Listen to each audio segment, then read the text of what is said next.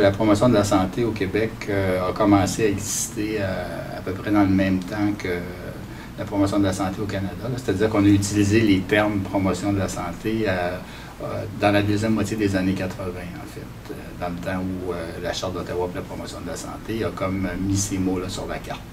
Mais on faisait des choses avant, qu'on appelait autrement, qu'on appelait éducation sanitaire ou éducation à la santé.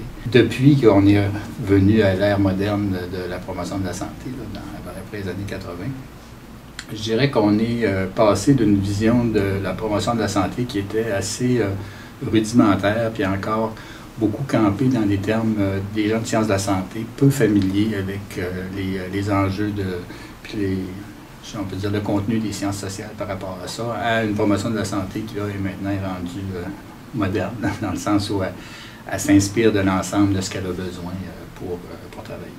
En santé publique, on est à un carrefour de disciplines. On a besoin de toutes ces disciplines-là qui connaissent comment ça fonctionne dans chacun des déterminants de la santé. Et on a pris beaucoup de temps, et puis on n'est pas, au Québec, on ne fait pas exception, à s'ouvrir notamment à toutes les disciplines des sciences sociales, des sciences humaines par rapport à ça.